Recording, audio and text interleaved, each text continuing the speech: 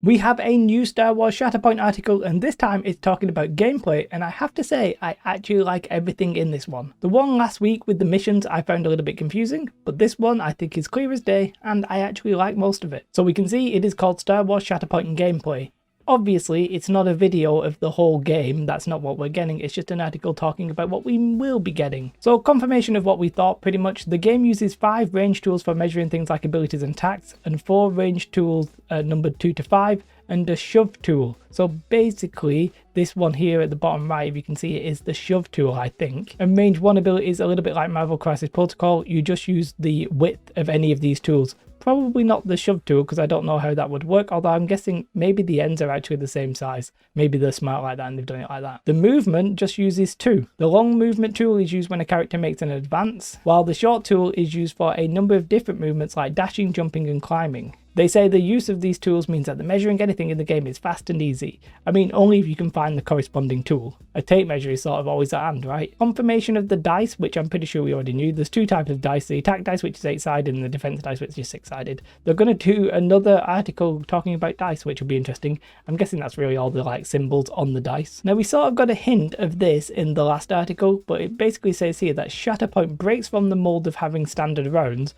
by removing the concept of rounds. Essentially, it's going to be like one turn that just keeps going on and on and on until somebody wins. You can think of it like that, or you can think of it as being no turns. It's up to you. You just alternate actions and then you keep going. Once you've run out of cards, you basically recycle your models back and go through them again. And it talks about how you do that in this article. There are some generic actions that pretty much everybody can do. You have move. Each character in the unit may advance, dash or climb. You have focus. The next attack made by each character in the unit, this activation adds 1 die to its attack roll. Now I can't remember what it said in the other article, but I think if you've got 2 of the like secondaries, not the actual secondaries, like the bog standard units where it's droids or something like that, both of those bases count as a unit because they only have 1 unit card. So that could be really interesting. Combat, each character in the unit may make an attack. An ability is you just use an ability from your card. Now this one is very interesting because it's sort of like in Legion having a heal bot on hand already. Each character in the unit may heal. When a character heals, it may remove 1 condition or 1 damage from itself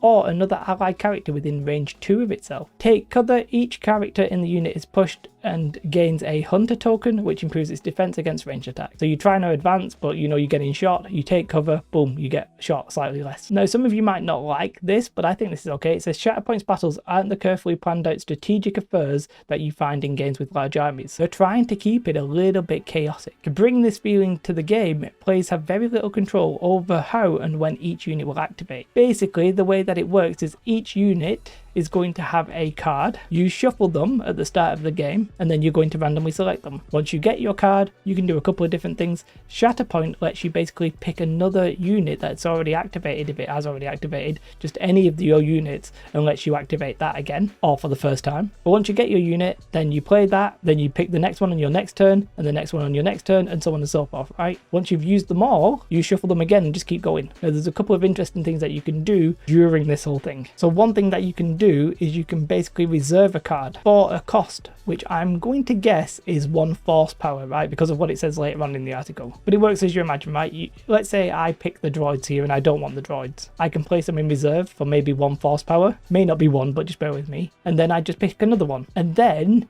before I pick any of my next units, if I want the droids, I can just be like, okay, I want the droids now. That was in reserve. I'm just going to play that card instead, which is basically that unit. So I think that's really fascinating, if I'm honest. It sort of gives you a bit of control, but at a cost, like it says. And then the Shatterpoint card is like really, really powerful, right? I'm going to guess that there's going to be various mechanics that plays around with that, considering it is the titular title of the game. That I just tautologed myself there, I think, but never mind, language isn't my forte. And then here, basically once you've had your activation, if you have no order cards left, you just shuffle back up, keep going. And we have confirmation that this is the force stat. People weren't sure about it because some of the numbers were a little bit weird. I'm not sure like of Ahsoka's or something like that, but some of the numbers were a little bit weird. They do say that most of them is going to be made up from the primary units rather than the secondaries, but obviously if you get Padawans and stuff like that, that might change. And what it sounds like you do, if I have this correct, is that you add up all of the ones in all of your strike team, so both of your squads basically, and I think that's a finite resource that you probably get. It might be 1 per shatter point, if that makes sense. So as in, once the first shatter point is reached, like the first proper round or the first proper score, if that makes sense,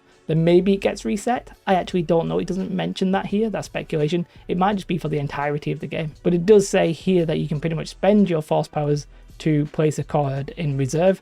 Obviously, you can also spend them for force abilities as well. And it says here that you have the possibility basically of spending all of your force powers early on for like really powerful activations, or you might want to save them and spread them out throughout the game, which sort of suggests you're not going to get like them back at any point, but it's hard to confirm that obviously at this point. And the first ability that we see from Anakin Skywalker is Force Jump. Interesting that this isn't sort of like a default thing. You actually have to use your force powers.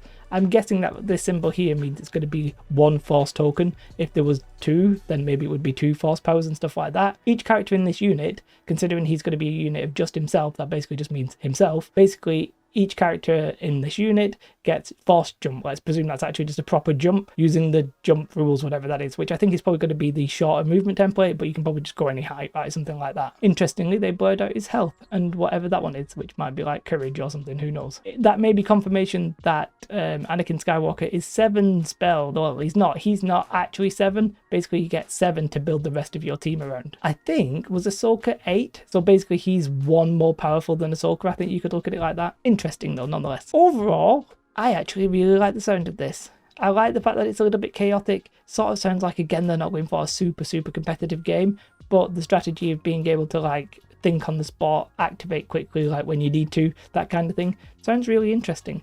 Having no turns, yeah, I guess it makes sense. Just keep playing. There's no real reason that it says, hey, all of your units have been, you then need to stop. It sort of also means that as you get lower, if somebody like gets knocked out or maybe dies, I'm not sure if you can die in this game yet, obviously, but if somebody gets knocked out or stunned or what have you, and you maybe lose their order card, then that actually might be a good thing because you then have more control over what you're going to activate and when. And that might be a sort of sense of balancing mechanism, which might be very powerful. We don't know, we'll see. The last article before this I found deeply confusing. This one I think is great. I like pretty much everything in here. It sounds like it might be a fun game, and that's what we all hope for, right? Let's wait and see, obviously, till we see Adepticon gameplays and stuff like that. But yeah, I'm a bit more optimistic than I was having seen this. Let me know your thoughts in the comments below. I hope you have a most beautiful day. Like and subscribe. Goodbye.